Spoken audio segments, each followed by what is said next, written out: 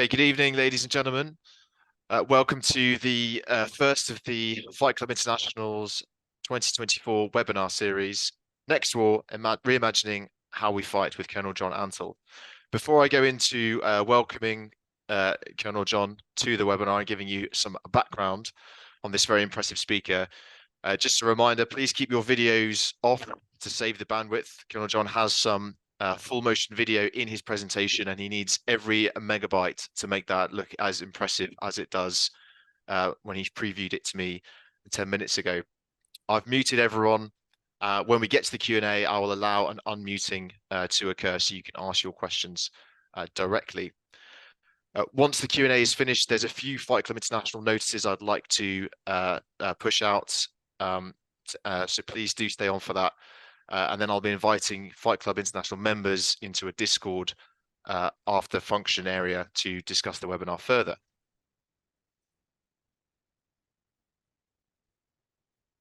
Okay, so our speaker tonight is John Antal, who's a retired US Army colonel. With a lifelong commitment to developing leaders and inspiring service, Colonel Antal stands as a distinguished military officer and a best-selling author of 17 books and hundreds of articles.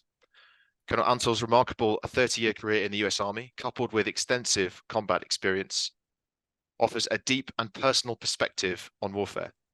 A graduate of the United States Military Academy at West Point, an airborne ranger, and a distinguished alumnus of the Army War College, his insights are deeply rooted in both theory and practice. Beyond the battlefield, Colonel Antal has made significant contributions to the gaming industry, leading teams to develop best-selling video games. Notably, his dynamic career includes serving as the managing editor of an interactive magazine showcasing his commitment to innovation and engagement. For our wargame enthusiasts, it is worth highlighting Colonel Antal's 3 interactive books on the bottom left of the screen. Those are Armor Attacks, Infantry Combat, and Combat Team. These immersive works offer a unique blend of military strategy and interactive gaming experience, providing a first-hand glimpse into the challenges faced by combat leaders, armor units, and infantry forces. In addition, Colonel Antal's latest book, NextWar, Reimagining How We Fight, published in September 2023, which is the purpose of this webinar, promises to be a pivotal exploration of modern conflict. His unique blend of military experience and gaming industry insights is sure to captivate those who appreciate the intricacies of strategic simulations. He has been a leading voice in discussions on changing methods of warfare, delivering nearly 300 presentations to American and allied military and government leaders since 2021. His dynamic approach to these topics aligns seamlessly with the passion and curiosity of our wargaming community. Furthermore, Colonel John's invaluable work extends to extracting leadership lessons from history for a modern audience, which you can see on the bottom right of the screen. Through his writings and presentations, he illuminates the timeless wisdom found in historical events, providing insights that resonate with contemporary leaders and enthusiasts alike. Without further ado, I'd like to welcome on your behalf, Colonel Retired John Antal, a visionary at the intersection of military strategy, gaming, and leadership, as he guides us through the pages of his latest work and shares his unparalleled insights on the future of warfare. Thank you for that wonderful introduction. I need to say one thing to set the record straight. As a U.S. Army officer, I entered the Army at West Point on the 2nd of July, 1973. And I retired in 2003. So most of my time was during the Cold War. I'm an airborne ranger, and I've done a lot of things, and I've been to Afghanistan, but not as a combat soldier. So although I commanded combat units all the way up to regiment, being in combat is something that I didn't do. So during the wars that we just finished, the last 20 years of wars, I was retired. And in fact, I was working in the interactive entertainment industry. But all of that is a wonderful introduction again. Thank you. And let me go ahead and share screen with you now, and we will start the presentation. So I need you to give me the share screen capability. You have to stop yours. There we go. And we should be good. Do you see the screen? Outstanding. All right. For all the participants here, I don't know if there are any ladies there, but ladies and gentlemen, I want to talk to you now about the next war. And this is primarily about getting you thinking about where we're headed, because right now the world looks like it's on fire. Now, first, no affiliation. I don't work for anyone right now. I'm retired, but I do this job right now that I am briefing folks across the U.S. government and the U.S. military in order to raise their awareness of the changing methods of war. I do this as a soldier for life. So I do this because I want to, and I want our leaders to be ready. I want our military and government leaders to understand what's coming. I don't charge for these presentations, and I do it because of my passion to get us ready and win the next conflict if we have to fight. Now, only open source information was used in this presentation, and everything that is in this presentation, you in fact could have got off of open source information, and I don't use any classified materials. This gives me the opportunity to talk to a wider audience and use like you and many others. Now, my purpose is to raise your awareness of the changing methods of warfare and inspire you to study, to adapt, and to act in time. Now, the methods of war are changing. Imagine if you showed this picture to anybody in the 19th century, they would freak out. In fact, anybody in 1990 would look at this and think it was an alien. But no, this is a Ukrainian FPV drone operator, and this is how they look when they're doing this. At least this is one way they can look. So what we have right now is a big change in warfare, and the technology is being adapted to do amazing things. When the truth is found to be lies, and the joy within you dies, don't you?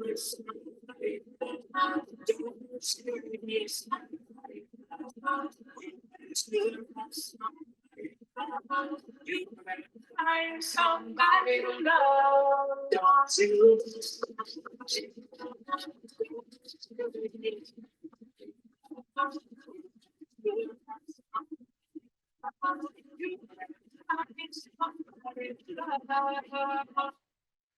Now, you saw that combat footage. Those are drones crashing into vehicles and destroying equipment and killing people. It's not a video game. It's real happening, and there it is. And if you look at that one video, if you remember that one that was just shown you of the BMP that is trying to drive away from the FPV drone, and the commander, the Russian commander of that, is trying to shoot the drone as it's coming in, the last act of defiance before he dies.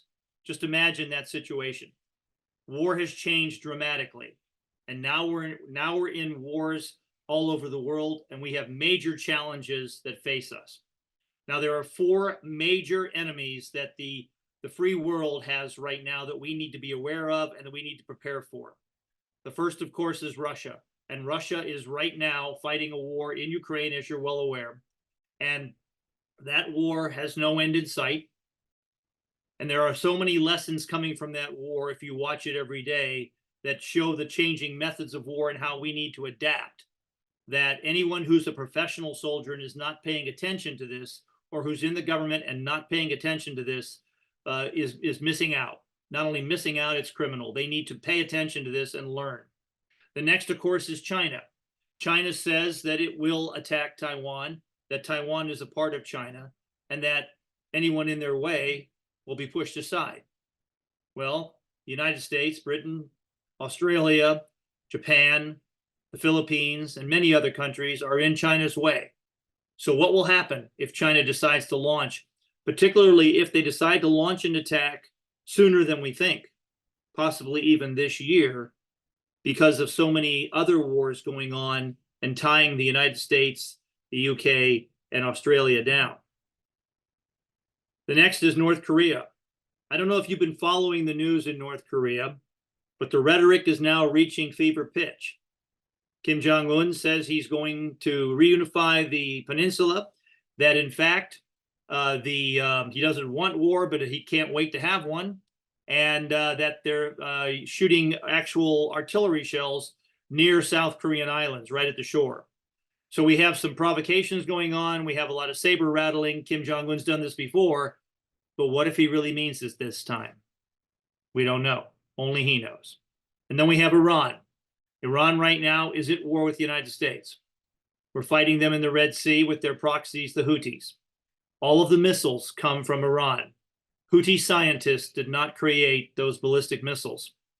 The Iranians arm them, tell them what to do, and the Houthis, although they have some independence, nonetheless do what Iran tells them to do for a lot of reasons.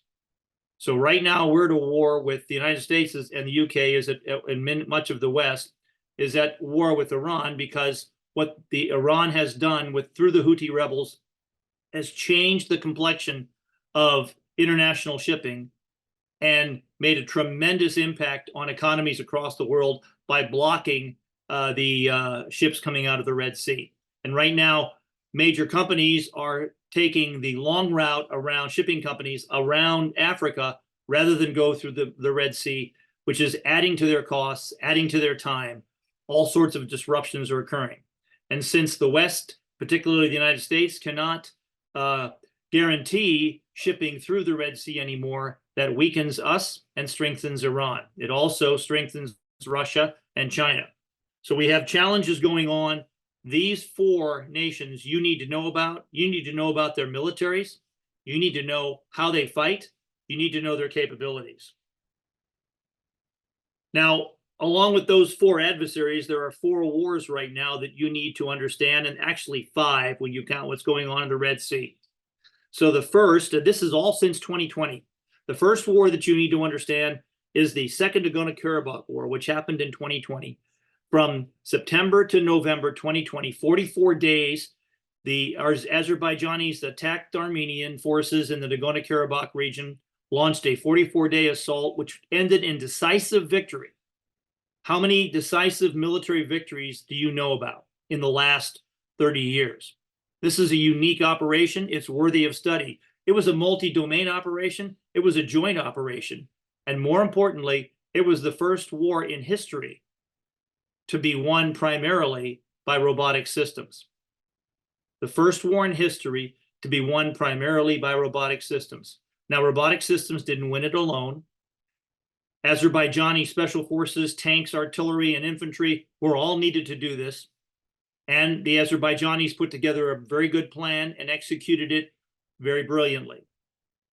But they were able to leverage the technology at the time of the Bayraktar TB2, the Harop loitering munition, the Orbiter, and other unmanned aerial systems to such a degree that the Armenians had been kicked off their tipping point and couldn't effectively fight back. The next war that you need to understand is the Israeli-Hamas war of 2021. Not the one that's going on right now, although that's another one, but this one of 2021, because this was the first war in history where the Israelis were able to demonstrate what I call an emerging kill web. Now, almost all of us understand what a kill chain is. A kill chain is a series of actions that get effects on target, either kinetic effects or non-kinetic effects. What the Israelis were able to do was they were able to use their artificial intelligence and all their intelligence informations from human all the way up to satellites to create a situation where after 11 days of fighting, Hamas sued for peace.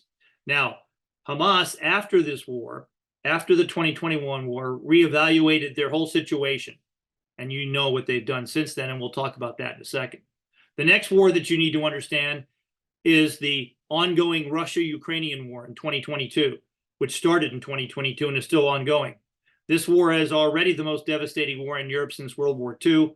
You've been watching it on television, I'm sure, but every day something new is coming out. The use of drones, the use of robotic systems, the use of artificial intelligence, all of these things are impacting the war, plus trenches, bayonets, RPGs, down to the old ways. So this war goes across the spectrum of combat, and it gives us a scale and depth of war that we really need to understand. And if the Ukrainians lose, the implications for the West will be tremendous. And then the third is the ongoing Israeli-Hamas war. Now, what you saw there was the surprise of a first strike done in a completely unique way, how it knocked Israel off on its tipping point, basically, pushed Israel back on its heels, and then Israel responded dramatically, getting 350,000, mobilizing 350,000 soldiers in a couple of weeks. How many countries could do that? Europe couldn't do that. I don't think the United States could do that. There are a lot of things going on in Israel that are worthy of your study. So these 4 wars are important. Number one, the Second Nagorno-Karabakh War, the first war primarily won by robotic systems. Number 2, the Israeli-Hamas War, the first war in history primarily won by artificial intelligence.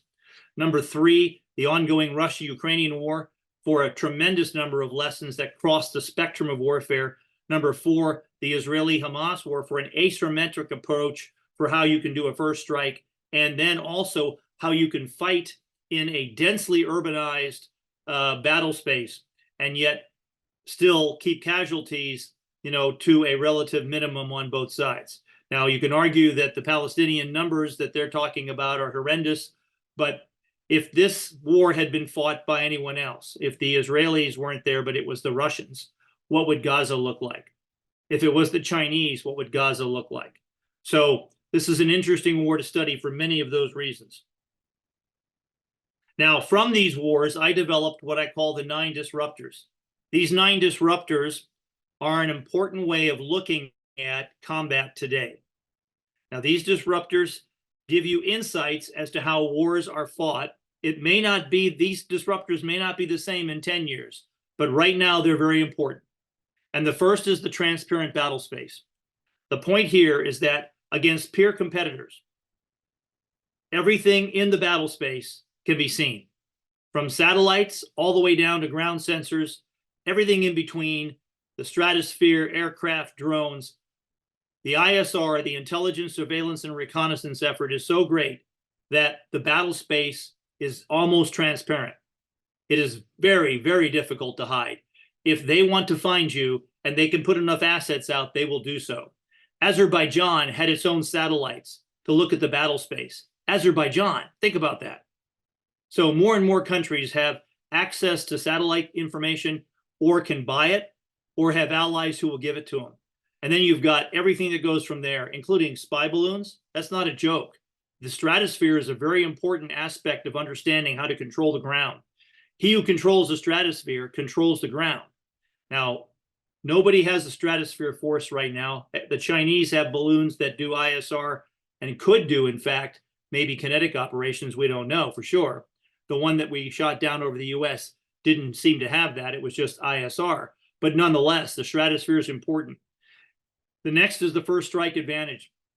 The first strike advantage is something that keeps me up at night and should keep all of you up at night as well. Here's the bottom line. If any of those countries that I showed you on that previous slide, any of the 4, Russia, China, Iran, or North Korea, decide to do a first strike against US or allied forces in the world, we are easy targets, and they could kill a lot of us in the first strike. Now, whether the first strike would be decisive and win them the war, that's a question that no one can answer. In 1941, the Japanese thought a first strike against America and the United Kingdom forces in the Pacific and other allied forces would in fact win them the war, or at least cause, shortly after that, the United States to seek a peace. That wasn't the case, primarily because the Japanese first strike wasn't strong enough and powerful enough, although it was amazing. And if you and I had been alive in 1941 and had watched this happen, we would have been overawed that the Japanese could have done all that. What's interesting, I talked to a U.S. general officer not too many weeks ago, and I mentioned this to him. I said, well, all of our facilities, including Hawaii, are in jeopardy against the Chinese. And he said, no way. Chinese could never reach Pearl Harbor. Yeah, that's what he said. The Japanese reached Pearl Harbor in 1941, but the Chinese today couldn't reach Pearl Harbor. So we have a tendency to put our heads in the sand and think that things can happen that could happen. The first strike advantage is something that if our enemies, the autocracies of the world, decide to do, they could slaughter a lot of allied forces in Europe. We are living in peacetime barracks. They know where we are. We are not in hardened positions. We are in peace. If they decide to strike us, they will be at war and we will be at peace and we will be at a disadvantage. If their strike is powerful enough, who knows what could happen? And you don't even have to use nuclear weapons. Now, the Russians did a first strike against the Ukrainians before they went in, but it wasn't strong enough. They attacked their Ukrainian cousins thinking they just slapped them around a little bit and the Ukrainians would fall in line. That didn't happen. China learned from that. So did North Korea. So did Iran. If you're going to do a first strike, you go all in. You make it awesome. You make it deadly. Here's our challenge. We are easy targets right now. Just think about it. The next, AI in the tempo of war. Artificial intelligence is accelerating everything. The tempo of war is accelerating sometimes at speed beyond human cognition. Iron Dome is an example of how a system is set up to fire autonomously in order to knock down missiles that human beings couldn't push buttons fast enough and triangulate fast enough and plan fast enough to be able to hit. More and more systems are like that because artificial intelligence is getting involved. And I'll talk more about that when we talk about the kill web. Top attack. The preferred method of attack is now top attack. Yes, you can still be blown up from the bottom. Yes, you can still be destroyed from the flank or the front. But top attack is the preferred method of war. You see this in Ukraine every day. You also see this in Gaza in some cases. So the situation is such that we have to be looking up. Soldiers and Marines today on the ground, sailors on ships and airmen in their air bases when they're not flying aircraft. They need to be looking up to see where the enemy's coming from, and we need to have systems to knock those down. One of the things I tell everyone also is that if we're going to protect ourselves against this, we need to mask against the enemy, and we'll talk about masking in a bit. But one of the ways that you have to train for that is you have to have unmanned aerial systems with cameras looking at you from above in your training. If, in fact, top attack is the preferred method of all the loitering munitions and all sorts of other systems, then what you've got to do is you've got to make sure that you can see what you look like from the top. And if you don't know if you're being easily seen or not. The next is fully autonomous. More and more weapon systems are moving to full autonomy. That is because of several reasons. Because first of all, artificial intelligence can enable them to do so. And secondly, fully autonomous systems, once you turn them on and set them to fight, can operate at speeds faster than human cognition, so therefore they can be very effective. And once you turn them on, like a phalanx system on a ship, where a CIWS, where they actually shoot down with cannons, incoming rockets, humans can't do that. So that fully autonomous system is really important. The Patriot system has a fully autonomous mode. More and more systems will be fully autonomous. Imagine when drones are fully autonomous. You turn them on, you send them out, they hunt and kill, and they need no human direction, and they are very difficult to jam because they don't need any direction from anybody else. The next is the super swarm. Now, swarming is a tactic. Some of you may know about General Custer and the Little Bighorn. Well, Custer was swarmed at the Little Bighorn. Don't be Custer. So swarming is a tactic. It's when you attack an enemy from multiple areas, multiple sides, from all directions as fast as you can with as much as you can and overwhelm them. But a super swarm is different. Imagine a swarm, large number, 1,000, maybe more, of drones of all types. Drones that are maybe small, some are medium, some even high, all in a swarm, in a big cloud that extends out over a geographic area, all controlled by one human being that turns it on and tells it to go from A to B to C to D. And then as that swarm moves in that direction, according to the targeting parameters that has been issued in each individual weapon system and in the AI that's controlling it overall, each one of those things underneath it are destroyed. And as that happens, you just clear the area of everything that can be seen. Now, that doesn't mean war is over and that human beings will never be involved, and that there aren't systems and ways to stop this. But the super swarm is what the Chinese are working on, and so is the United States. And you're going to see this someday. We've never seen a super swarm yet. We've seen swarms or packets of small UAS working together. In fact, the Ukrainians say that the best method is to use 4 drones to attack a target. That way you're sure to overwhelm it no matter how well it's protected. Just 4. So imagine 100 or 1,000. And you're talking an area if you want to break through. So if you wanted to break through on the Ukrainian front, a couple of super swarms would be an amazing thing. Because as you move through this, you'd also kill everything that you went through, including their artillery, their command and control, their logistics as you kept going. The next, the kill web. So what is a kill web?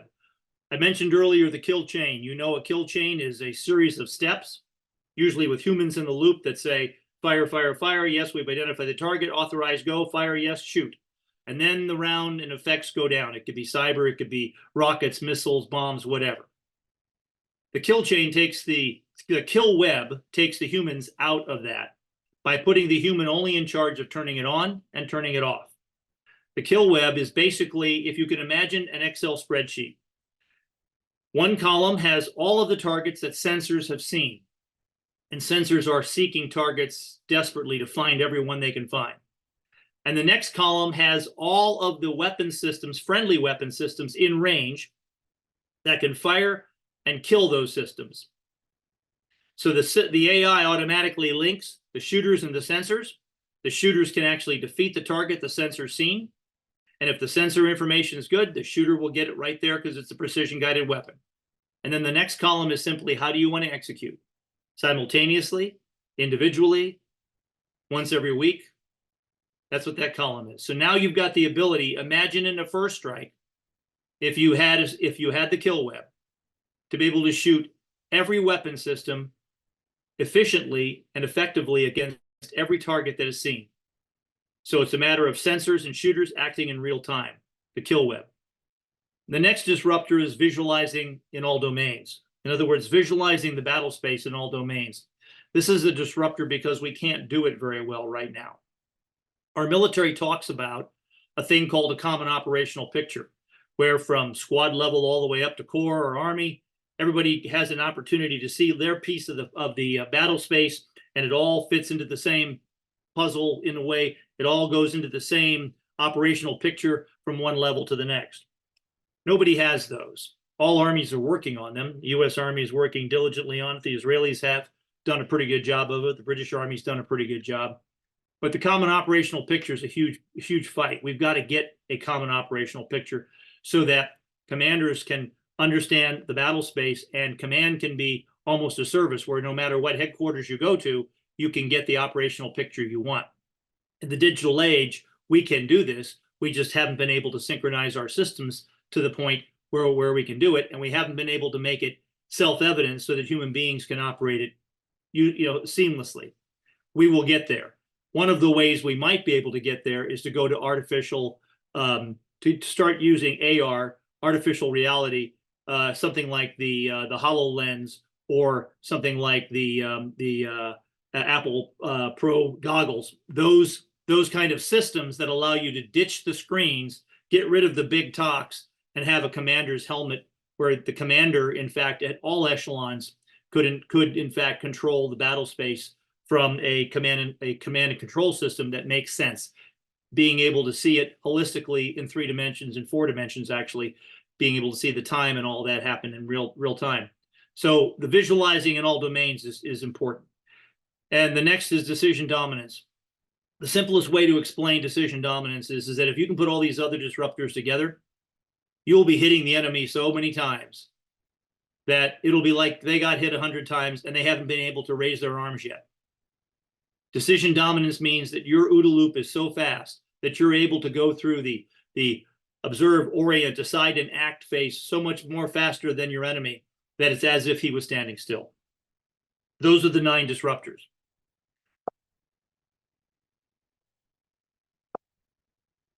Okay. Now, here's 7 observations that I want to talk about from recent wars. And these 7 observations come from all of the wars that have happened since 2020, and how that technology has been involved in that, and how human beings have been able to adapt TTP to it, tactics, techniques, and procedures. The first thing I want to say is that we're running out of time. I think the war is going to happen, major war is going to happen sooner rather than later. The next is the enemy first strike, which I've already talked a little bit about. We'll go into more detail. The distributed mission command, which is one way that we can start to address some of these issues so that we can still command in this very complex and yet very lethal and chaotic battle space. How we have to have bots before boots, the use of robots. How we have to address the counter-UAS fight as a critical thing, and how we need to fight combined arms differently. And the Israelis are doing an interesting effort there. And then distributed logistics, which is a key element. First, running out of time. No kidding. There'll be no war. Keep calm. Carry on. Everybody wants things to remain as they are. We see things as human beings in a pretty linear way. But if you were looking at the world in 1938, and then you looked at it in 1942, and then you looked at it in 1946, the changes will be staggering. So things are going to happen faster than we think. 2 years ago, Ukraine burst open like a volcano, spewing lava into Europe. On 7th of October last year, West Asia went up in flames. For years, wars in many forms smoldered across the belt of Africa. This morning, artillery lit up Korea. War is raging across the world. There is a ring of fire that could quickly link up and engulf the world. From where I am sitting, all I can see is battlefields extending themselves as belligerents become ballistic. All I can hear is the sound of war. Is this the start of a new world war?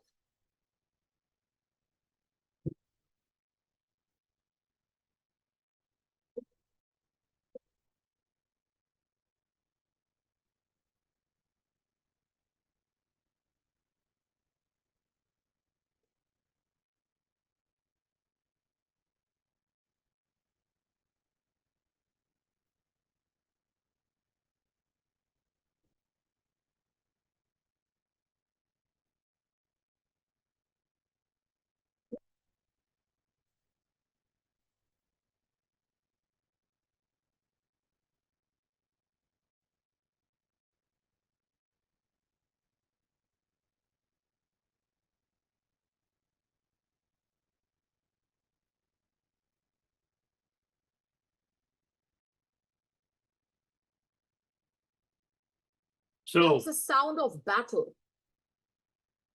So the world's on fire. And the reason I show that is because if you're a soldier right now, if you're in the military and you're not getting ready, seriously ready, what are you waiting for? When I studied World War II, particularly Pearl Harbor, and you read the stories of the young men who were serving in the Navy and the Air Force and the Army just days before the attack, they didn't think a war was coming. But look at the indicators that they had all around them. I mean, the Germans were at the gates of Moscow. World War II had been going on basically for 2 years, although it wasn't called World War II yet. There was war in China. The Japanese were on the march. All these things were happening. So what does it take for us to wake up to understand it's coming? That's why I showed that first section. Now, enemy first strike. The enemy first strike, as I said, keeps me up at night. It should keep you up at night too. We need to start training, thinking, and planning for what would happen if the enemy hit us first.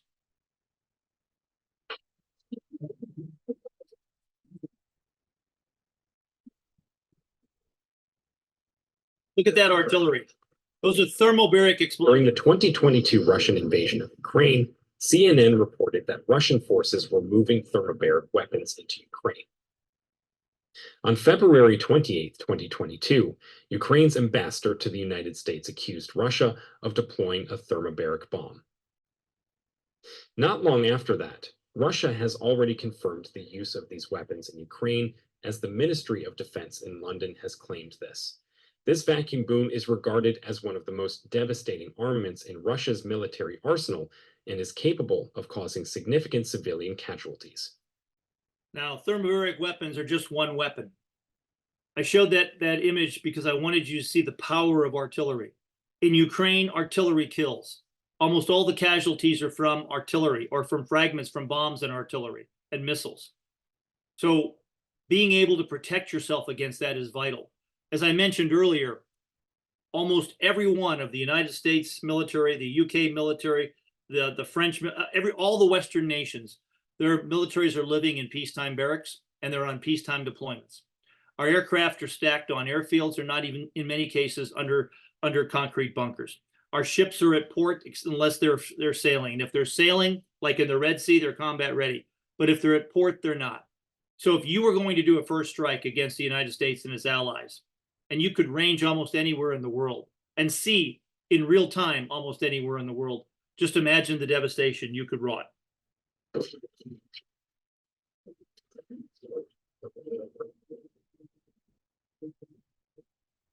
Chinese President Xi Jinping has ordered his military to prepare for war. He cited increased instability and uncertainty to China's national security as a reason to get war ready. Xi Jinping inspected the Joint Operations Command Center of the Central Military Commission and urged troops to enhance training and combat preparedness. Now, I know what you're thinking. Oh, they're not going to do that. They wouldn't wage war. It's not logical for them to attack. First of all, war is not logical. And secondly, if you're a soldier or a government leader, you can't think otherwise. You have to start preparing for the worst case. If you are responsible for soldiers and you don't prepare them for war, you're criminally negligent if a war happens. And since you can't be sure when a war is going to happen, you need to take these guys at their word when they say they're at war with us.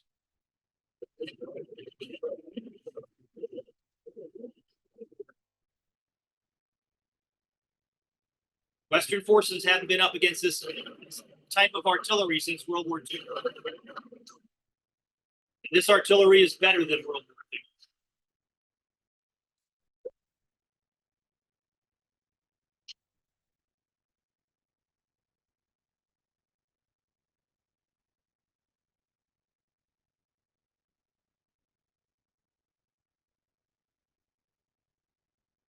The number of missiles that are being used and artillery shells used in Ukraine, amazing.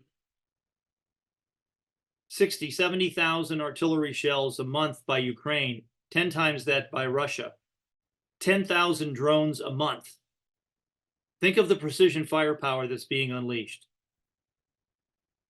If it's seen, it can be hit. If it's hit, it is killed. So therefore, we have to be able to mask. We need to understand what masking is. Now, let me go back one. Masking is something you need to write this down or take a screenshot of it. Masking is something you need to understand. It is the full spectrum, multi-domain effort to deceive enemy sensors and disrupt enemy targeting. This is not a military definition in our dictionaries yet. It is not in our doctrine yet, but it needs to be. It is about a tactical to strategic view of how you can survive in a transparent, lethal battle space. You have to take action. You got to deceive the enemy sensors and disrupt their targeting. Deceive their sensors and disrupt their targeting. It's more than just deception. Deception is wonderful and usually considered at the strategic level. Of course, deception can go all the way down to the tactical level, but when lieutenants talk deception, what do they talk about? They talk about Normandy or something. So masking is something that we need to get into their brain housing group to get them to understand that they have to think every day about how to deceive enemy sensors and disrupt the enemy's targeting system. Deceive the sensors and disrupt the targeting, and it has to be a full spectrum, multi-domain effort. Now, there are 5 areas that we have to be able to mask in, and this changes everything in warfare. There are no sanctuaries in the battle space. There's no place that can't be hit. So imagine what this means for logistics systems and logistics setups. Now, this is a picture right here that you're seeing in red and green and amber of a U.S. unit at the National Training Center. And the red shows the greatest area of electronic transmission. This is in the electromagnetic spectrum. The yellow's next, and then the green. So if you're the red commander and you have this picture and you're ready to do a first strike, you can launch every missile, every artillery shell in range, every drone in range at the red area and kill everything there. And you're going to wipe out the command and control of this unit. And then, of course, you can take out the green at your leisure. Now, we have to be able to mask in 5 areas: the optical, the thermal, the electronic, the acoustic, and the quantum. Yeah, the quantum. First, the optical. The optical, that's camouflage, and many things that you can do to hide in the optical spectrum. We've been doing this for years, and we need to do it better. One of our challenges is that we're lazy, our discipline is poor, and we don't make our soldiers camouflage the way they should. camouflaging themselves, camouflaging their equipment, camouflaging our positions. We have to be able to do that. The next is thermal. We need to understand and master thermal camouflage. Now, how do you do that? Well, number one, you have to know what you look like. So we need to get our thermal goggles out, and we need to see what our positions look like through our own thermal systems. And if the enemy has comparable systems, then we need to figure out ways to minimize the heat difference between us and the terrain. And if we can do that, if we can figure out how to blend in to the heat background, we can become harder to see in the thermal area. It's not easy, but it's a lot harder if you don't even try. The next is electronic. This is the electronic image of what an EMS picture of a unit looks like at a training center. It tells you where everybody is who uses any kind of electronic device. And oh, by the way, if we let our soldiers use cell phones, they will die. If we let our soldiers bring cell phones to the field, or sailors, airmen, or Marines to the field, those cell phones will be found, and they will give our position away, and we can be destroyed. Now, we're talking a lot about how we're going to use apps from Android phones in order to do things within the command and control sphere. All of that can be regulated, but if they're individual personalized cell phones, mobile phones out there in the battle space, all that does is give away your position, because every mobile phone says, here I am, where are you? Here I am, where are you? Constantly. Now, the Russians, they had a problem with this on New Year's Eve.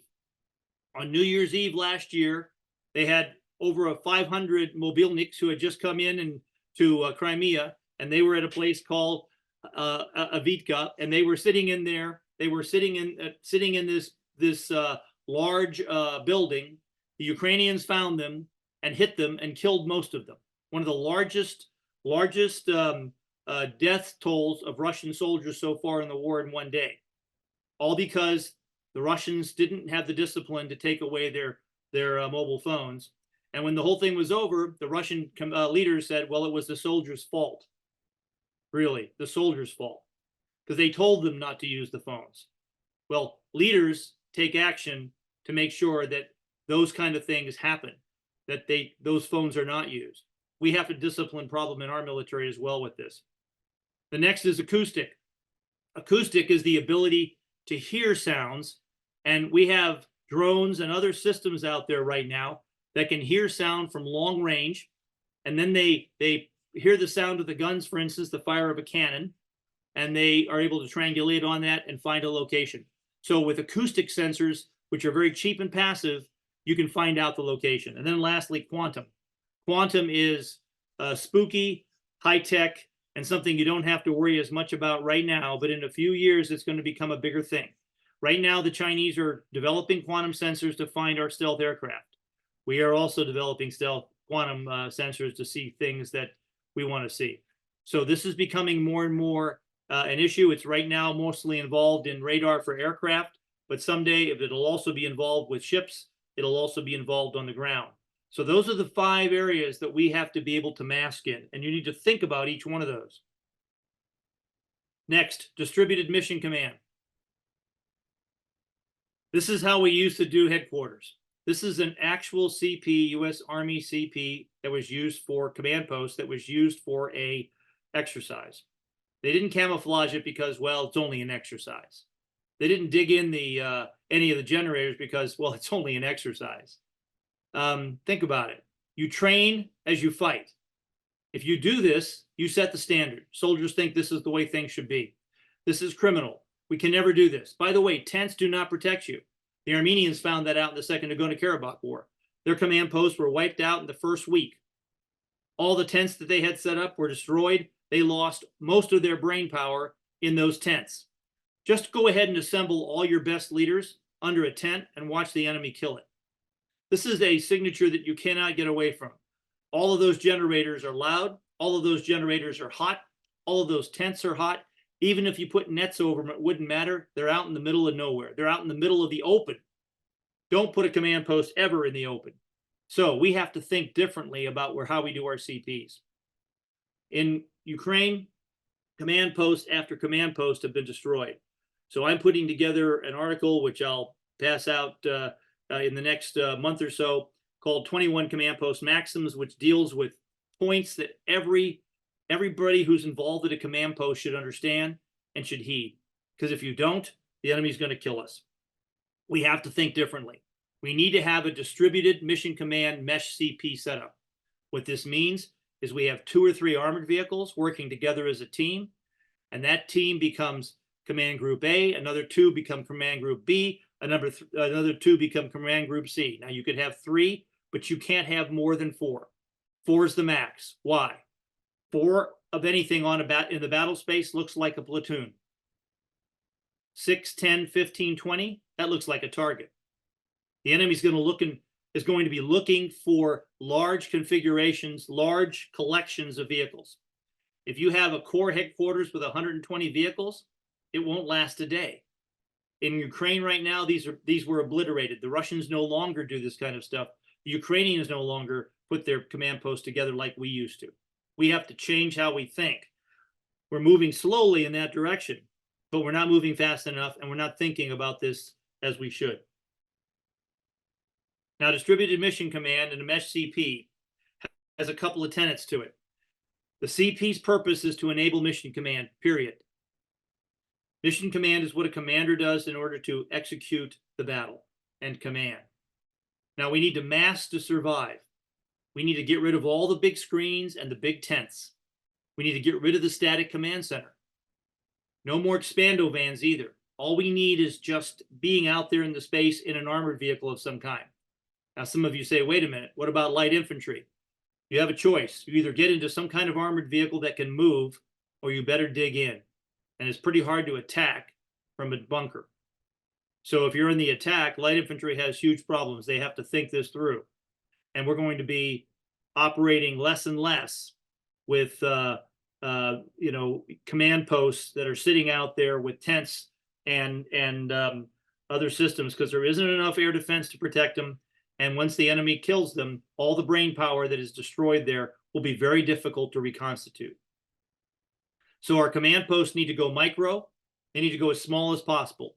Ditch the big screens and be dispersed. They need to go mobile and armor up. No matter what kind of unit you're in, you need to find some kind of armored vehicle.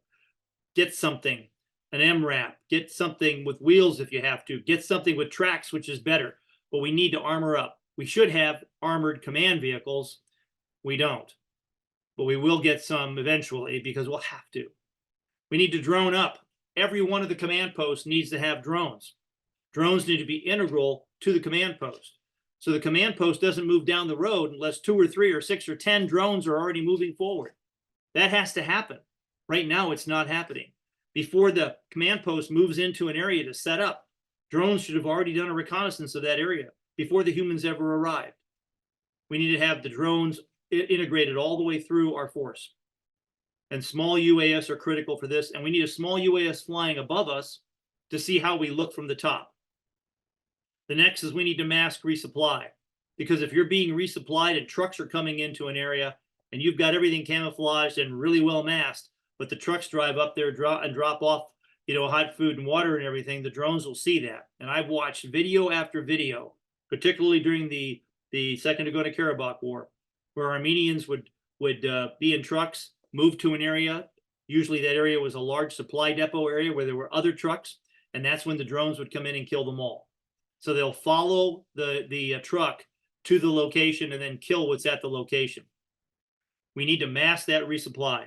And then lastly, we need to be prepared to reconstitute the command post.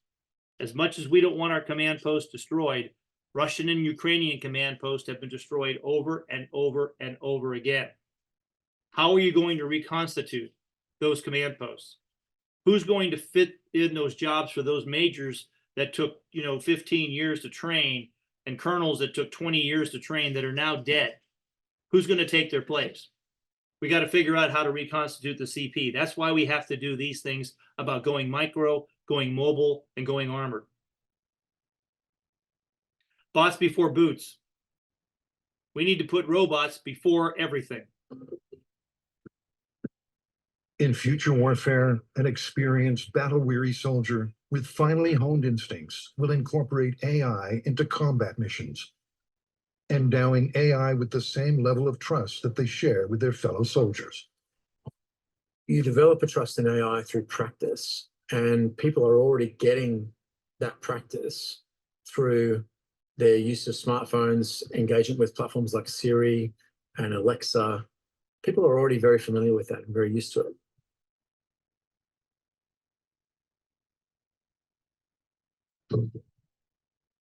Artificial intelligence, already part of our modern life, has exploitable capabilities that militaries are leveraging in the combat zone.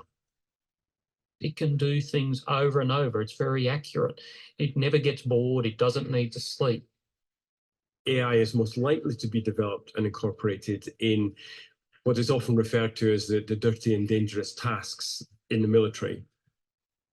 On the battlefield, for example, removing wounded personnel.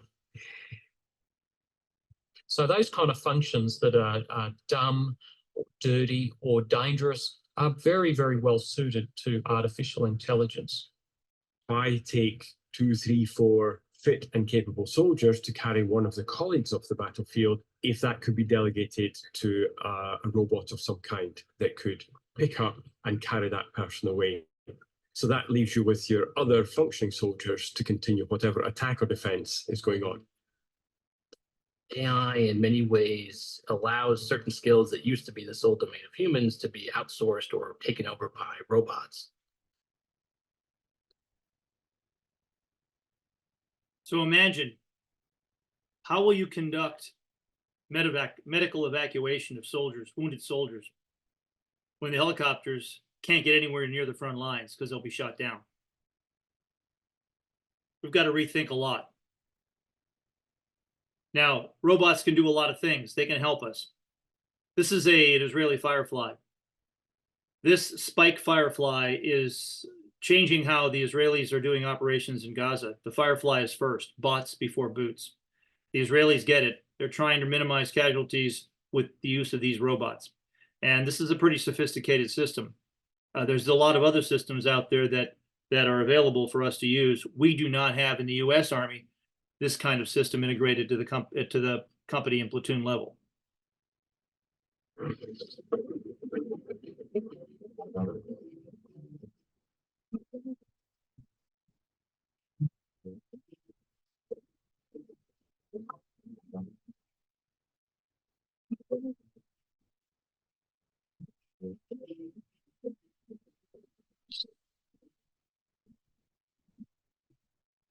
One, 2, 1, 6. Negative. We are taking out machine guns.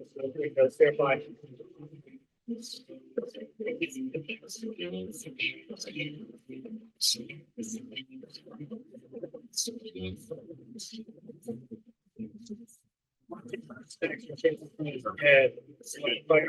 1, 2, 1, 6. We're locked on.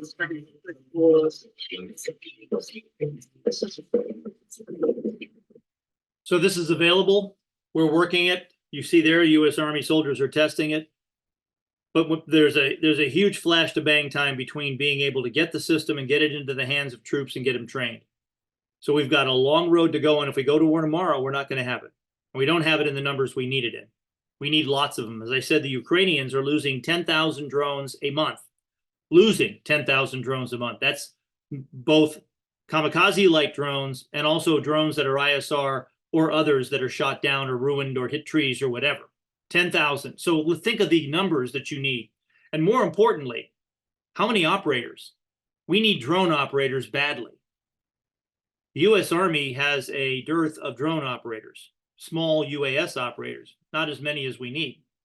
Some people say, well, these systems are self-evident. They're intuitive. They're so easy to use. You don't need much training. I assure you, to be able to drop the grenades down a hatch, you need training. Also, flying these things in first-person view in the dark as it weaves in and out of trees, you will crash more systems than you can imagine if your pilots aren't trained. Like anything, training is important. We should be having drone racing teams in every one of our units. We should give them trophies for winning. We should make it a sport. We should figure out how to get this going because this is changing warfare. And I'm the strong believer that the U.S. Army needs to have a drone corps, because only with the drone corps are we going to be able to get this to go fast enough. We really need to think that through. The counter-UAS fight. The theatre of modern warfare is constantly evolving, with today's infantrymen facing a whole host of new threats that never existed previously.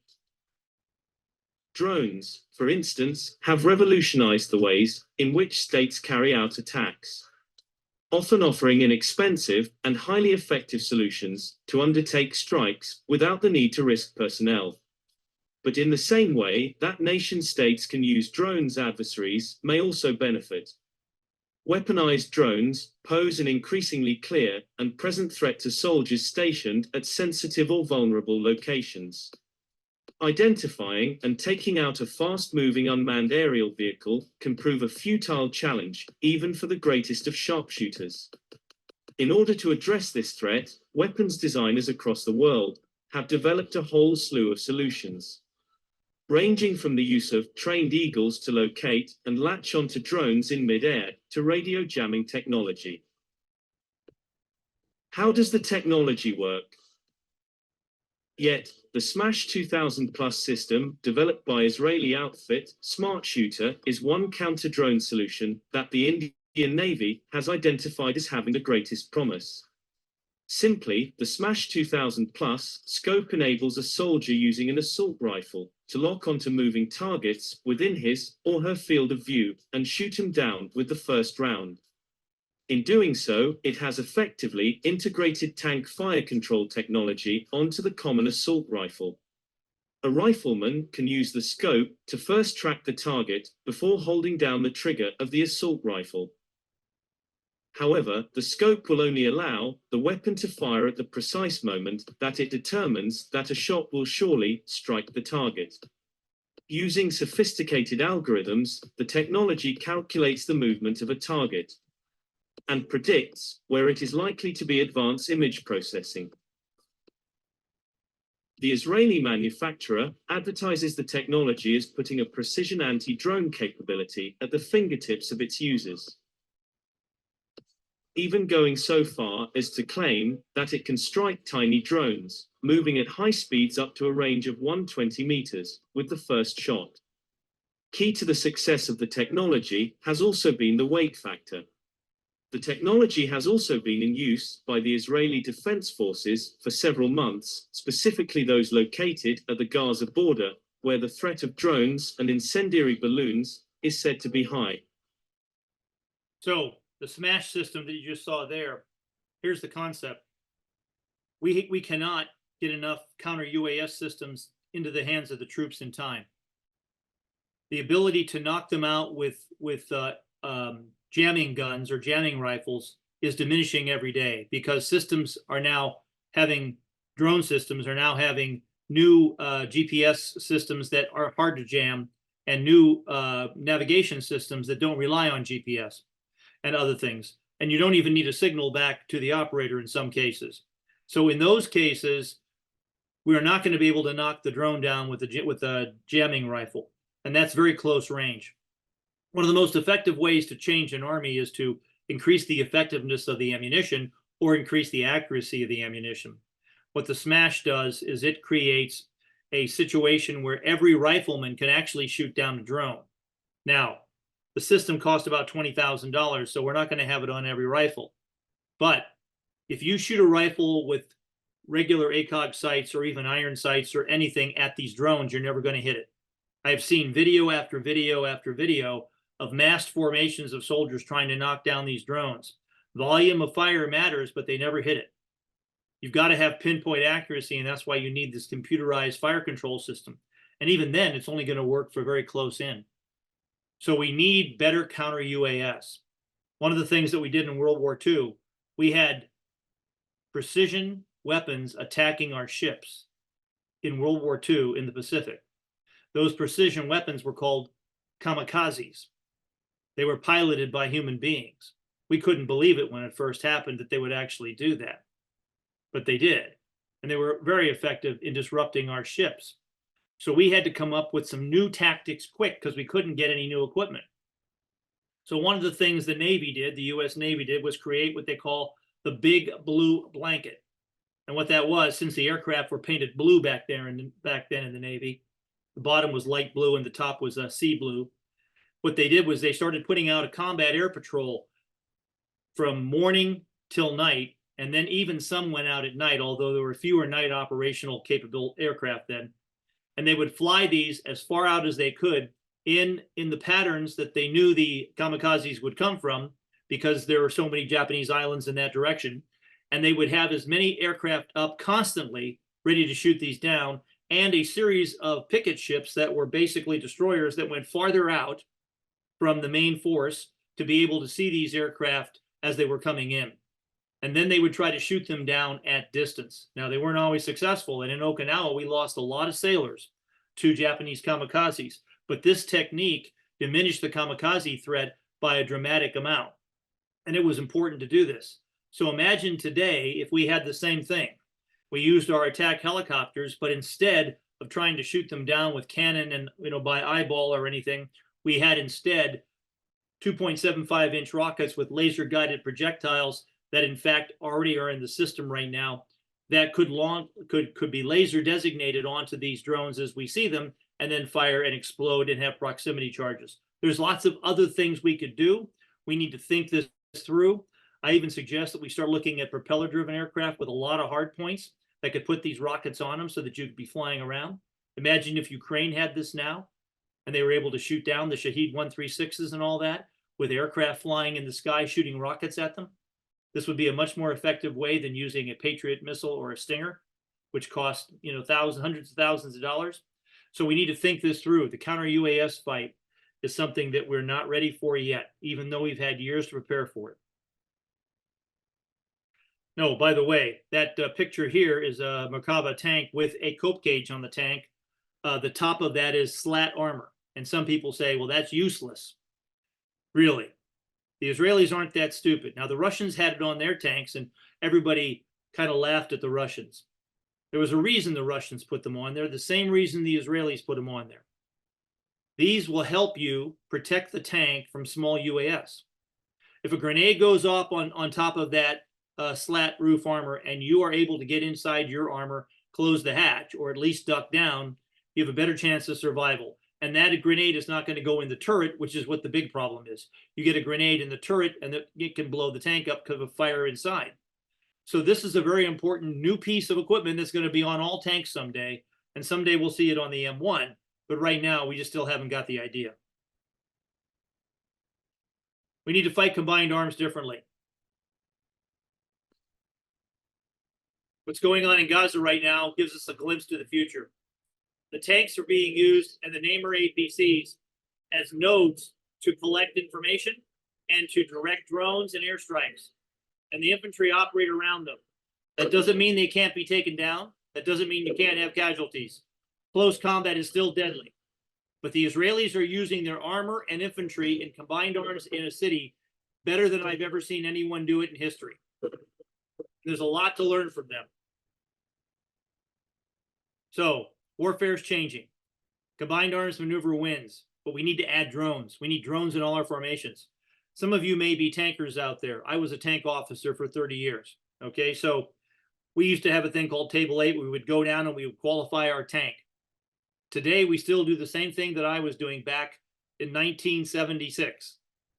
But guess what? Today, we should have drones with us. Every tank should be talking to a drone, should send a drone forward and then move out and shoot at a target the drone sees. We need to start doing this in all our training. Now, the tank is not dead, but the way the tanks are being destroyed certainly gives you some pause, reasons to pause. Now, what we've got to do is change our tactics. What you see in Ukraine when you see hundreds of tanks being destroyed by the Ukrainians or the Russians killing other armored vehicles from the Ukrainians is mostly trapping the enemy and bad tactics. What we've got to do is figure out better tactics, greater dispersion. The tank is not dead, but the way we fight it is. We've got to change our tactics. Our drone tactics must also change. We've got to get drones down to the smallest level, and we've got to integrate all our operations with them.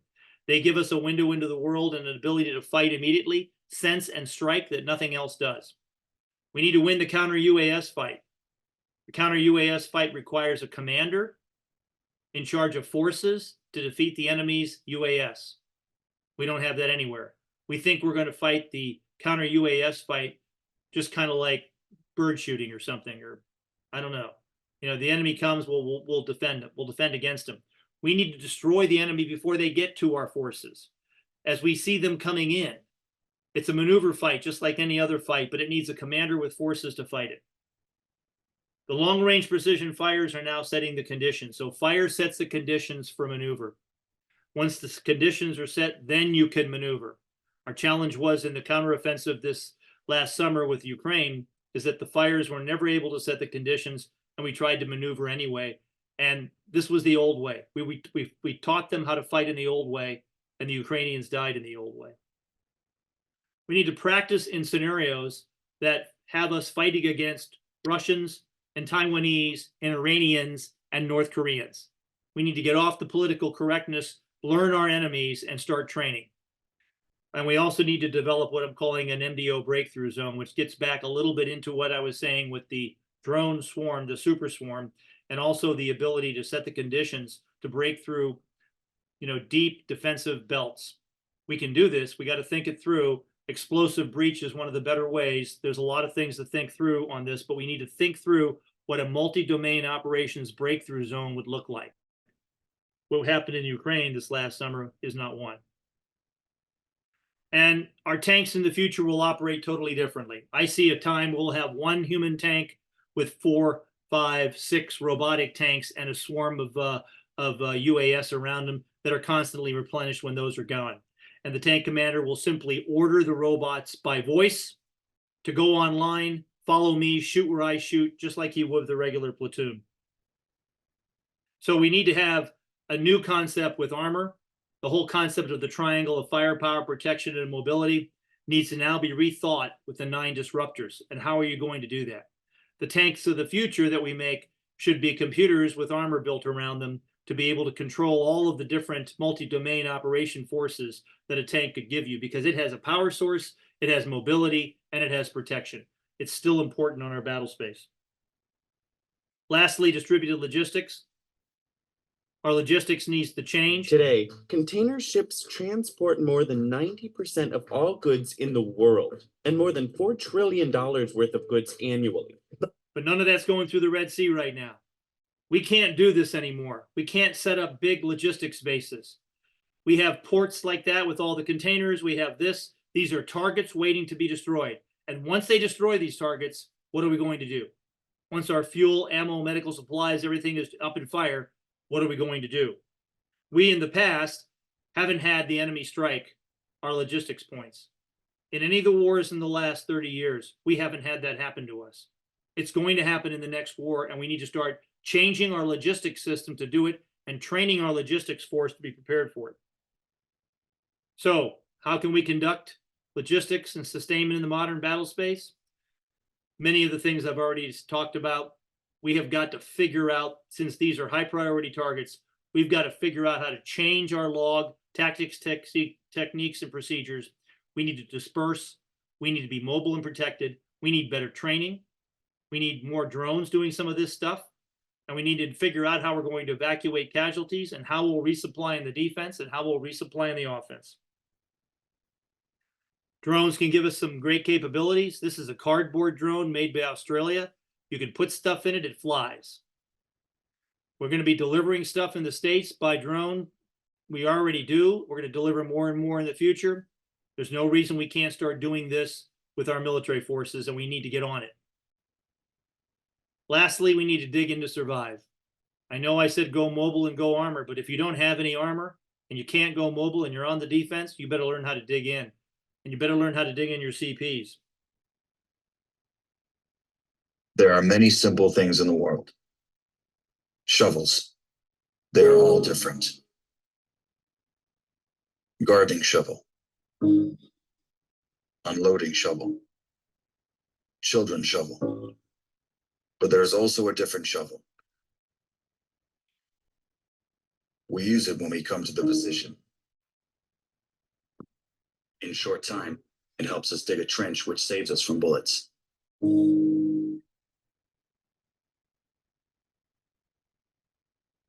If a tank will pass over the trench, there is a high probability that it will not cause any harm to the soldier. We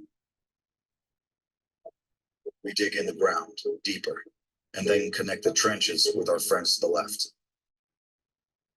In just a few hours, trenches are all connected. We do not have an axe. We can use a shovel to cut a loaf of bread. The soldier uses a shovel as a paddle, crossing the wide river under enemy fire. If we run out of ammunition, we'll use a shovel again.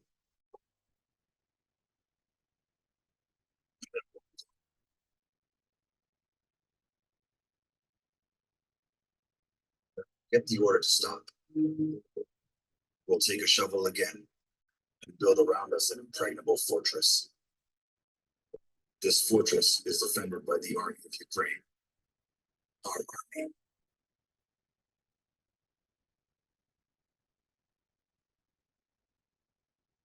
One of the questions I ask soldiers when I give these presentations, and by the way, you guys are my 339th presentation now since 2021.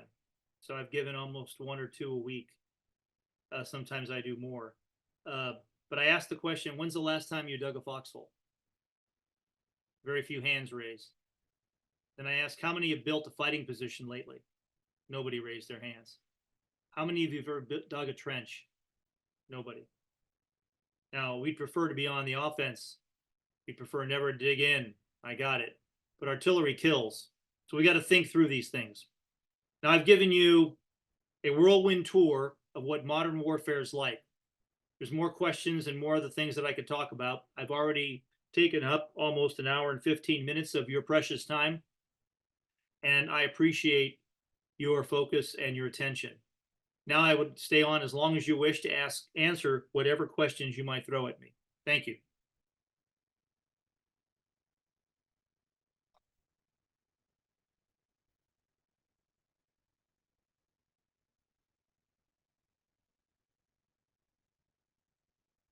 Hey, thanks, John. That was a very interesting talk, even though I admit I'd seen some of it before. So now, ladies and gents in the chat, please, if you post a question or raise your hand, I will then ask you to unmute, and you can, and then you'll get your answer.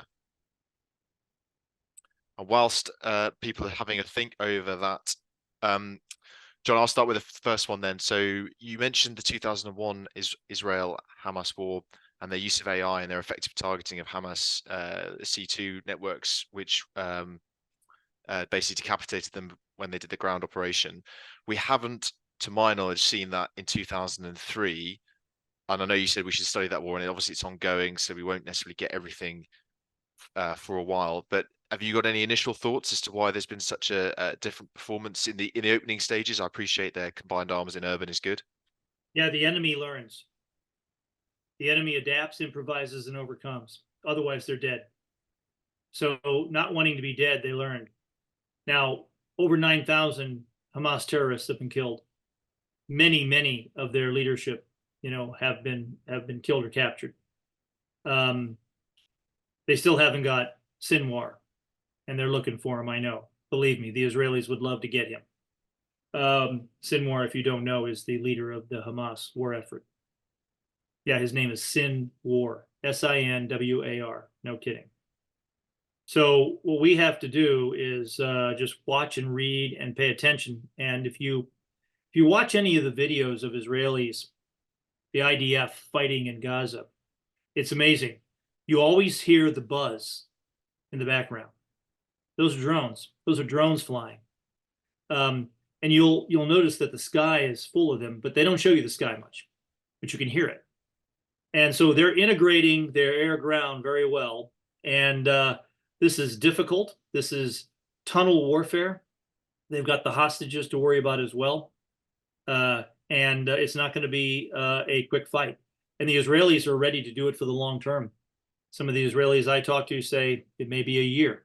I know that most of us go, you got to be kidding me, a year. But the October 7th attack was so horrific and it scarred them so badly that they'll never forget that. And they're going to fight back until they win. And of course, Hezbollah on the Lebanese border is acting up, and we'll see. The war may become a bigger war with another front in Lebanon. And as we fight in the Red Sea, I think you can all see where this is headed. You know, unless a miracle occurs, we're approaching some very, very dangerous times. I hope that answers your question. No, it does. It does. And you've been very broad in your use of the four wars, two of which you could have said have been quite decisive, and two have been less decisive from the attacker's perspective. So yes, that kind of buys out that you're looking at everything rather than just cherry picking, doing the Desert Storm kind of thing. sure. Michael, you can unmute and ask your question. Hi, John. Thank you for a fantastic presentation. Thank you. My question is, the conflicts you've been observing over the last half decade, what has really surprised you the most? Well, the Azerbaijani-Armenian fight really caught my attention. I had been following the Israeli development of Harrops and loitering munitions and talking about loitering munitions for a long time. I was on the Army Science Board at the time, 2018 to 2021, and I kept telling them, hey, look at what's going on here. But most people just looked at it and said, you know, it's Azerbaijan, it's Armenia. They don't really rate. They're really not worthy of our study. So it got me interested in making a study about it. And no one seemed to have been writing about it. There were articles, but you didn't see any books. So I decided to write a book, and I wrote 7 Seconds to Die, which is a story about the Second Nagorno-Karabakh War, a history that basically analyzes the military aspects of it, and the concept that the Azerbaijanis could learn from their defeats, because the Armenians had beat them in the previous war that ended in 1994. And the Azerbaijanis were able to partner with the Turks and sometimes with the Pakistanis to train their forces, train their special forces to a pretty high level, train their armor and artillery forces to a pretty good level, and to get a unbelievably effective core of drone operators and systems that just dominated the skies. I mean, very few aircraft flew during the war. The Azerbaijanis flew 500 or 600 sorties the whole war, and the Armenians were afraid to fly almost anything. They flew a couple in lost aircraft, and everybody was afraid to lose their white elephants. And the air defense systems were so strong that the big old aircraft couldn't do much.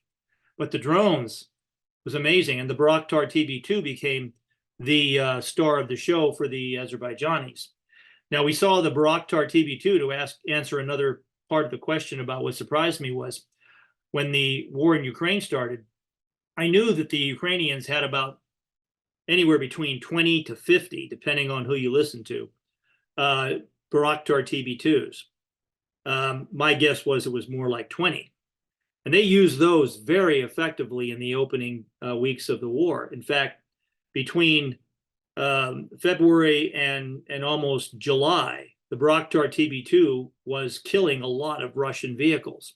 But then, of course, the Russians moved back to the Donbass, got their air defense act together, put in an integrated air defense, and the Bayraktar TB2, without a combined arms effort, was easily knocked down. So now they're using the TB2, which is Turkish made. It's a unmanned combat aerial vehicle, a medium altitude, long endurance UCAV made by Turkey. Now they're using it primarily for ISR. The other reason that the Bayraktar TB2 had problems in the second or third month of the war is they ran out of ammunition. Only the TB2 was designed with only proprietary missiles being able to be put on it, so they only could put the Turkish missiles on, and they ran out of missiles.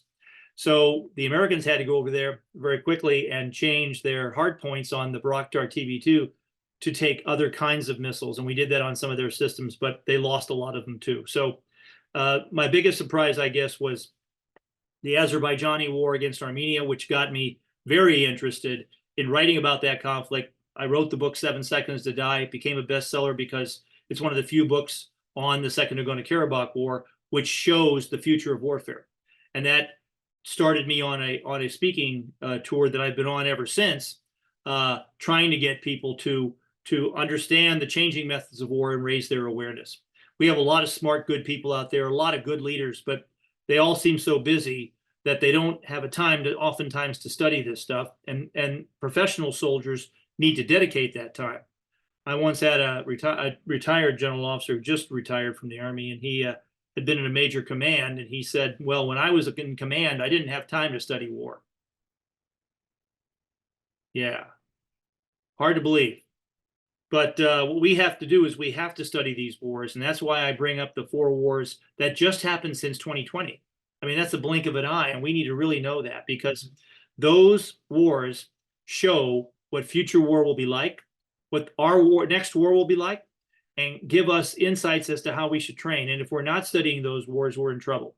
And you can learn a lot from studying Caesar, in the Gallic Wars. I got it. You can learn leadership, but we have to learn how to put together the tactical apparatus and the TTP necessary to win the next fight. And if we don't study these wars, the professional soldiers are not studying these wars, then what are they doing? So I hope that answers your question, Mike. Yeah, Gianmarco. Thank you very much. Gianmarco, please. Good morning, good evening. You are in the States, I guess, right? I am. It's good evening for me. Yeah, it's good evening for me too, because I'm in the States too, even if I'm active duty Italian, but I serve here in the States. So this is why I'm just first of all, thank you very much for your insight and the time that you are dedicating for sharing your ideas. Which, by the way, I just agree something like 120% to whatever you said. So it's a pretty good percentage, I guess. Thank you. My question is, I mean, just considering what you say, so the time to get ready is short. Which is the single capability and/or weapon system where you would spend your last $100? Maybe shovels, since the last video that we said that we watched. Thanks.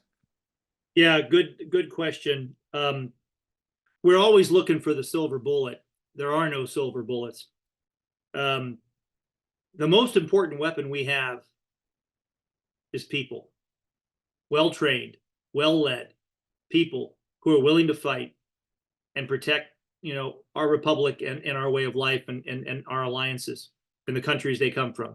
That's the most important weapon we have. If you don't have that, no weapon systems are going to do the difference for you. We're never going to be at the point where robots will just take over and fight for us and while we sit in bed. But if we have to look at what weapon systems that we need, I would say I would invest everything I have in anything that would help us to mitigate or win the first strike advantage.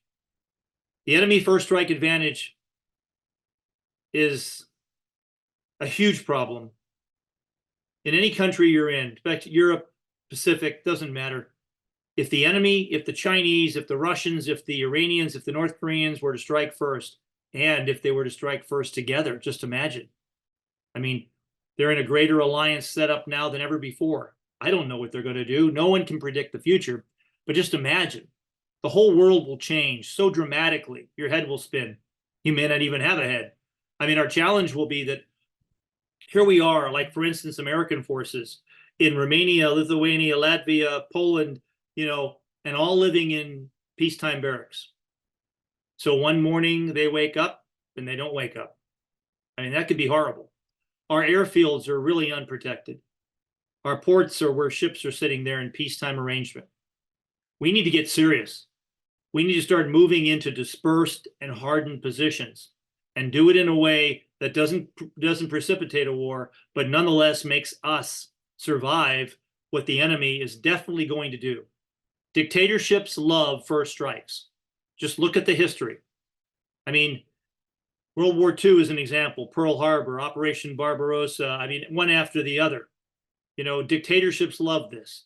In Korea, the communist attack without warning and a surprise attack, in 1950. All of these things, this is their modus operandi, because they punch hard first, thinking they can knock you out. We have to be able to take the punch and not lose our very fragile professional forces. And then we need to think about how we mobilize. Can you imagine in England, in the United States, in France, in Italy, in Poland, mobilizing 350,000 soldiers in 2 weeks, bringing back a draft if we had to. I mean, how are we going to do this? So it is something we really need to think through, because we are right now facing for the first time the possibility of wars of national survival. And you say that ain't going to happen. We got nuclear weapons. Oh, he's just scaring us. Well, I'll tell you what, I'd rather be scared than dead. And I don't know what the enemy's going to do, but think of what's happened so far. I mean, Putin will never attack Ukraine. That would be illogical. It'd be stupid. This is the 21st century. Oops. I mean, the Israelis are so powerful. How can anybody attack them? Hamas? The Houthis, who are they? They're fighting America? They're attacking America? Okay, they're Iranian, but let's face it, they're Iranian proxies. But we're at war right now with Iran. So we're at war with Iran. We have a hybrid war in the Middle East supporting the Israelis against Iran. And we have a hybrid war in Europe where the United States and its allies are supporting Ukraine against Russia. The Russians know they're at war with us. And by the way, the Chinese say they're going to attack and they're going to take Taiwan, and we're in their way. So with all that happening, any professional soldier, any leader needs to start preparing now, not yesterday. I mean, yesterday would be great, but not tomorrow, now, because we don't know when the war will start. And if we're not ready, whose job is it to be ready? Everyone expects us to do really well. We have got to think this through better. And just getting our thinking changed is the first step. So thank you for the question. Okay. Ed, the other Ed, over to you. Colonel, thanks very much. Great presentation. I was serving Special Forces officer in the British military for a long time, and this has been a fantastic sort of reminder. I love the analysis. I was just wondering, you know, I really focused in on the sort of the first strike component there, and on the other hand, you talk about the sort of low intensity conflict that's really exerting pressure on the West, from Taiwan, North Korea, the Middle East, the sort of many hands of the Hydra, the H's, the Houthis, the Hamas, and the Hezbollah of Iran. If the West had the sort of the mettle, if you like, to sort of get involved with a first strike, you know, where and how would you conduct your first strike in terms of turning the tables on the enemy, in terms of going on the offense as such? Well, that's a tough question, because I don't believe we would ever do a first strike. We're not going to attack China. We're not going to attack Russia. If we wanted to do that, we'd have done it long ago when we had tremendous advantages. I mean, the United States was the only country for several years with nuclear weapons. We didn't attack anybody. I mean, we ended a war, but we didn't attack after that. So what we really want to do is make the world safe for commerce. All right, make the world safe for business. You know, we got it. Okay, so our challenge is that the rest of the world that is on this these four axis of evil nations, they don't see it that way. They're in for power. And by the way, the story of power is a human story. Most of the story of human race is all about power and killing each other. And we've only had this wonderful time of basic peace since the end of World War II, which isn't really that, you know, it wasn't really that peaceful. I mean, there were wars, but when you think about the number of people that died, it's minuscule compared to some other equal periods of time in history. What's happened is that the unipolar moment has ended. The United States is no longer the omnipotent power that it was in 1998. And because of that, everyone is not moving into this multipolar world and taking advantage of that. Now, there's several things that can happen from all this. One, the United States can go into basic isolation and let the world kill each other and pull out of it. That won't happen. Or two, we end up in one big hell of a fight and we readdress this whole thing. And I think that's where it's headed. Now, we can lose that fight. There's no guarantee we're going to win. But we have some advantages. But the first strike advantage is not one of them. And we're not going to take a first strike against Russia or China or anybody else. Now, Iran has already struck us. So if we decide to go against Iran and sink their navy, wipe out their air force, destroy their missile capability, and knock out their nuclear weapons capability, I don't even consider that a first strike, but it would be something we could do with surprise. But the Iranians have declared war on us, and they've been shooting at our ships. it's only going to take a lucky hit or eventually time until one of those missiles is going to hit an American or British ship and kill American or British sailors. And then what are we going to do? We've already lost 2 SEALs, and we say they died, kind of at sea, but I think there's more to it. We just really don't want to have a war right now with Iran. We're trying to put a lid on the Gaza thing, but that ain't going to happen. It's going to blow up into the battle with Hezbollah. And when that happens, Iran's going to go ape, and we're going to have to get involved. Those are possibilities. Now, I hope none of that happens. And I hope that we have the leadership that will be able to do that. But so far, we have not exhibited that leadership. So we're sleepwalking into a disaster unless we get, better leaders or clear messages. We're going to have big problems. Thanks, John. So no first strike from our point, but we do have to be prepared for theirs. Like right now in Korea, I don't know if you understand the situation in Korea. Kim Jong-un, in a war with just the United States, South Korea, and North Korea, can't win. But if he knows that China's going to come in and do something to Taiwan, and he knows that Russia is going to support him, and he knows the Iranians are going to be on the warpath, well, he might get pretty antsy. He might think he could do it. And I'll tell you, he starts to shoot his artillery at Seoul, which almost all of his guns are in range. Many of his guns are in range of Seoul, a city with more than 36 million people. I mean, they will kill so many people that it will be Armageddon for South Korea. I mean, most of the population of South Korea lives in Seoul because that's the city. That's where you go. You don't want to be in the rice paddies. You want to go to Seoul. I mean, all the Korean soap operas, that's where there are. They're in Seoul. You want to go there. That's the life. So they're all living in Seoul, and that's right up against the DMZ. I know because I was a tank battalion commander on the DMZ back in the land before time. I commanded the 2nd Battalion, 72nd Armor, an armored task force, right on the DMZ at a place called Camp Casey. And if the North Koreans decide to attack, not only could they hit Seoul, but all of our U.S. forces and many of our allies are all concentrated at a place called Camp Humphreys. I mean, it's not a secret. You can look on Google Earth and see them. And they're all sitting there in one place, and they're in peacetime barracks, and they're in range of the North Korean missiles. So if they were to be attacked with surprise, the devastation would be horrendous.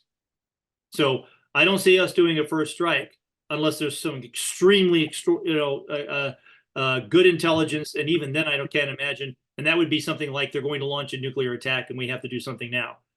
So our challenge is to be such a hard nut to crack that they hesitate of conducting the first strike because they know they can't win at all. That's what we have to do.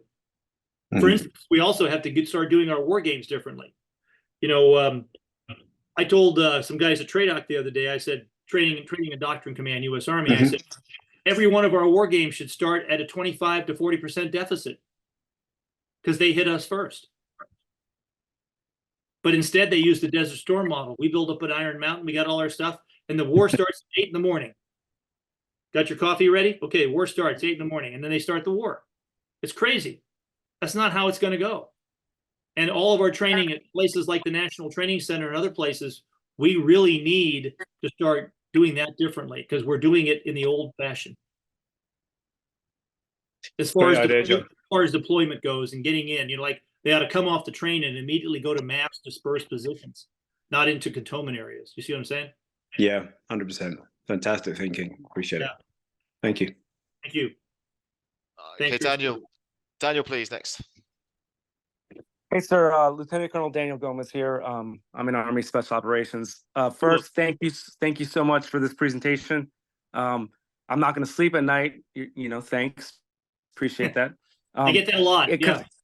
Well, the reason is because, having spoken with, I was recently at the command course where every single general came to speak with us, and they are so not focused on anything you just said, and everything you just said is the only thing that matters. You know what I mean? Right? They're just not focused on that stuff. So that's why I'm terrified, just as you're terrified. That's the first point. Second point. By the way, let me hold you for a second. Be resilient. don't be terrified. You're a leader. And number two, I want all of you to know this. I don't charge for this. So if any of your units, you or your units, want to have me make a presentation about this, and I have many others, all you have to do is email me, and we set up a time to do MS Teams or whatever system you have. MS Teams is probably the best for military. So if you need me to do that, I will be happy to do that, because my goal is to raise our awareness to the point where people know what's going on. I just recently testified at the U.S. Senate at the Senate Armed Services Committee in December about artificial intelligence and its applications to AI. So I'm trying to get this all the way from the top to special forces teams, and I'd be happy to help if I can. And now go ahead, your second question. I appreciate that, sir. I told my guys where we have a 2-week exercise coming up, and I'm like, if our guys don't see a drone, we absolutely failed them. Yeah, like, and you got to get your own drone. You got to get your own drone to take videos of yourself. 100%. But so the point I'm going for is, my specialty is innovation and future war. Beyond future war, actually. And we're using creativity as our greatest weapon. Nothing's more creative than the American soldier. So that's what I try to highlight. You stated, we had this war. X happened. We had no idea X was coming, and this was the result of it. Now I want you guys, I've analyzed this. I studied X, and I recommend that you do Y, right? So I completely get that thought process. I want to know. I want to throw another one at you and tell me what you think. Why don't we train for something that's completely not going on right now? Like instead of focusing on drones, UAVs, AI, stuff like that, why are we not focusing on creating a department of innovation and experimentation that will do things that our enemies will never see coming, that have nothing to do with our current capabilities? What do you think about that proposal? Because that's where I work usually. Right. Well, we are. Most of it, of course, we could never talk about, and I don't deal in that arena much because I want to be able to talk open source to folks. I've been told though that my briefings are better than the classified briefings, so that's kind of encouraging and discouraging at the same time. But there are programs. America, never count out America. I mean, we have innovation in our DNA almost, but we can't count on that. We've got to really do it. And, we're the nation that can create a lot of things, but we're lazy. I mean, the Chinese are doing things in the space arena that are way beyond what we're doing. And why? I mean, their space shuttle space station is almost brand new. It's amazing to look at. Now, some of that's propaganda video. I got it, but by God, ours is a kludgy thing that was put together in 1998. It's still floating around. I mean, it's going to be junk in a few years. Landing on the moon, we just said, well, we were supposed to be there on 2025, but now it looks too hard. Maybe we won't do it. I mean, we need leadership. We need leadership. We need your leadership and the leadership of everybody who's on this podcast, on this webinar, to understand that you can all make a difference. I'm just a retired guy, near Dallas, Texas, trying to move the needle. You can move the needle in your units, and you can move the needle with a lot of other folks to get people aware. And if I can help you in any way, as I said earlier, call upon me. But what we've got to do is we've got to lead, and we got to have some foresight. And what I'm trying to do is to arm people with foresight. Foresight is the ability to solve problems in the short term and create solutions for the long run. We desperately need leaders with foresight. And if we can start doing that, then the short and long range problems start to get solved. I mean, right now as a nation, we can't even secure our own border. I mean, we have so many challenges that we could fix with good leadership. We just got to think this through. And in the military in particular, we need to focus. I mean, the whole concept that nobody's dug a foxhole ever, since they can remember, is frightening. What's interesting, if you study World War I wasn't there, by the way, but if you study World War I, okay, when we started off World War I, the French and the British, they didn't have an effective entrenching tool. It took them a year to get a good e-tool because nobody thought they'd ever have to dig in.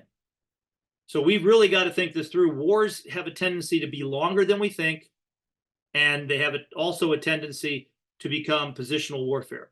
Most wars in history go through a maneuver phase, then to positional warfare, and then finally to an exhaustion phase, and then to maneuver warfare, or a complete collapse on the other side. So we've got to think this through in many ways.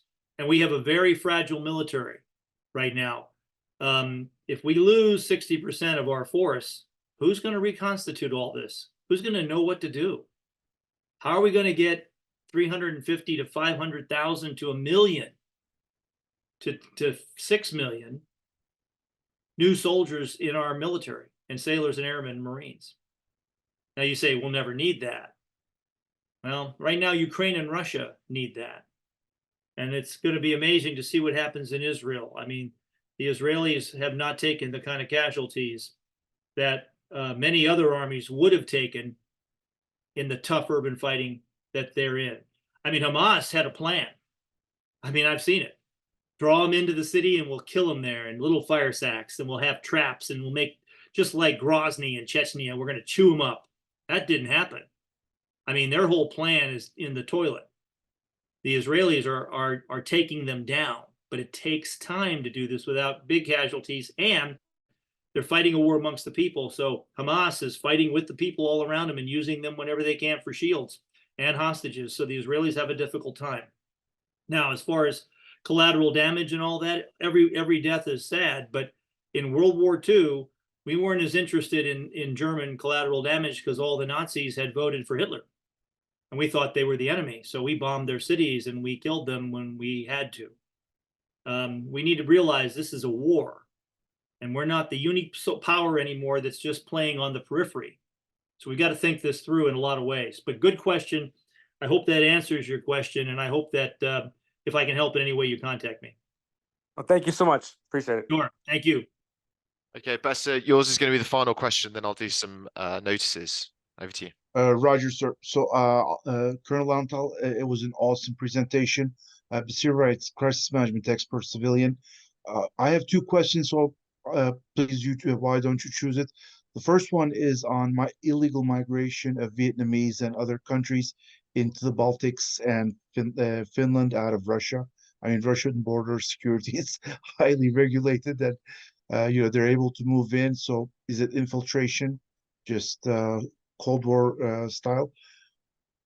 Option two is on the supply chain. Usually the supply chain always tries to remain neutral, and you can't get them to wear military uniforms. But how can we raise the standards of industrial security and align them with the same risk perception, understanding, and better yet, interoperability? Over. Thank you very much once again.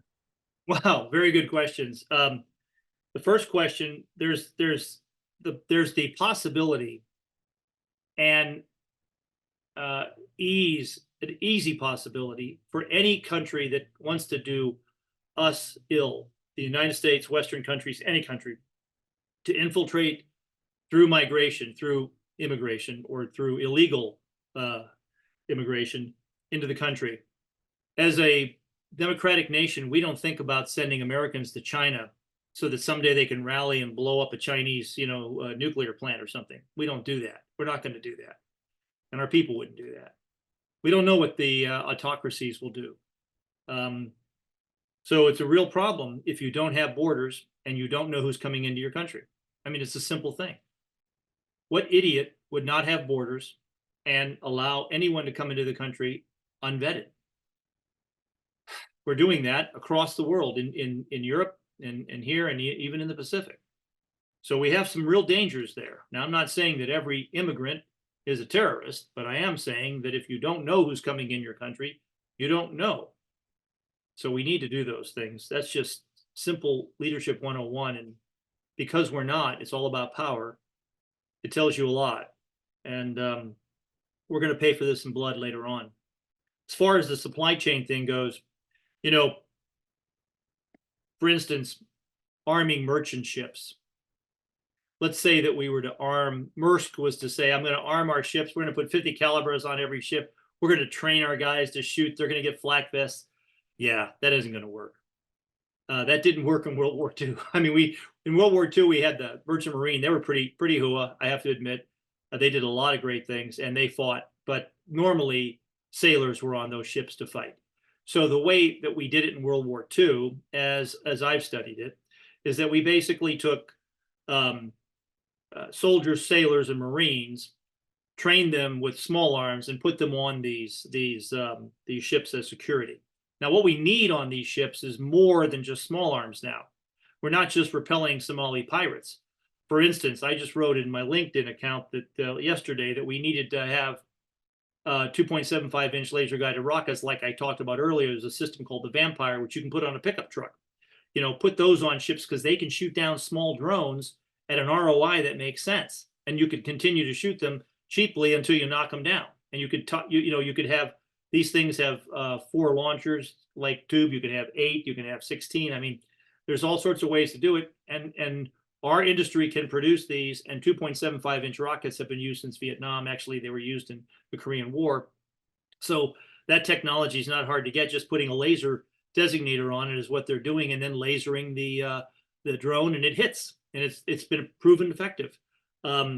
It's one other system. Now, there's no silver bullets. That one system isn't going to be, you know, the end all be all. And I hate the word game changer. Take game changer out of your vocabulary. It's dumb. It's lazy. So the supply chain thing is a definite problem. You can't militarize the civilian organizations very well. You can offer them stuff. You know, you can offer them small arms, but I don't know what they're going to do with that. So, and now it's so international that when you get on one of these ships, for instance, half the crew comes from all over the country, all over the world. I mean, there's you know, a guy from Libya, there's a guy from Mexico, there's a guy from Germany. I mean, they're all over. So you're not going to get a uniform effect here. And so we're going to have to secure the sea lanes, secure the ground transit points, and use forces to do that, which means you need a lot more soldiers. And one of the ways we can thicken the battlefield, thicken the battle space, is the use of robots properly. You saw that diagram with the tank and all the robotic tanks. We need to do that. You could take any tank platoon now with 4 human tanks and turn it into a tank company if every 4 tank had 5 robots. And those robots don't have to be super smart. They only have to follow in column, go online, shoot where I shoot, and do stuff like that. That is still thickening the battlefield and giving us a capability that we're going to need. So great question. Anyway, it's been a great honor to talk to all of you. I'm sorry that you had to stay up so late in some of your areas. I appreciate your time, and I hope that it was worth it. John, thank you on behalf of Fight Club International and all the attendees. I just want to leave this challenge, and I appreciate people that are sort of exiting stage right from the Zoom, but others will watch it on the YouTube. So linking back to what you said, don't wait until tomorrow. So this is a sort of challenge mainly aimed at the war gamers out there in the organization, but serving and retired military also. What is the one thing that you can do in your organization to prepare it for the next war and save lives?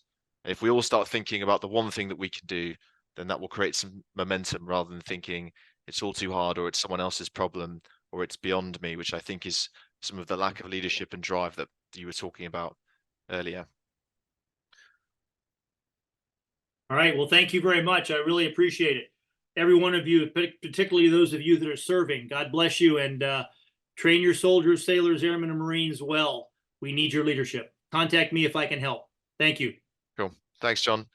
Okay, out here. A couple of questions I've had are about how to get hold of this webinar down the line. And if you want to review our other webinars, then you just head to our YouTube channel, which is showing on the screen now. And then all the webinars will be in the box there on the bottom right. Give it about a week for us to scrub it and edit it and put it back up there. If you like what you've seen and listened to, then please follow, like, or subscribe for more content. We're on X, LinkedIn, and obviously YouTube, which I've just shown. Just search Fight Club International. You might get a few references to the 90s cult film and people punching each other in the face in car parks. But once you get through that, you'll find the website. And that's where leads me on to my next point. If you really like what you've seen and you want to join and become part of this organization, then head to our website and click that Join a Fight Club button on the bottom left. You'll be asked to enter a few details, and then within about 3 days, you'll either be approved or challenged to confirm who you are via the Wix website. and then you can join the organization. We have 9 vibrant national chapters, which is shown at the bottom there. We started on the left with just the UK Fight Club, and now we've ended up with just launching this week Fight Club Canada. The platform we use to communicate with each other is the Discord. So there should be a Discord for each of the chapters. Some of those are still a work in progress, and there's an overarching Discord for Fight Club International. Which leads me into the final thing. If you are a member and you're still hanging on there and you're watching, then you can now go to the FCI Discord, go to the webinar bar and carry on the conversation there. You do need to bring your own booze. If you're not a member, sorry, better luck next time. I do encourage you to sign up. Thanks very much. Enjoy the rest of your evening.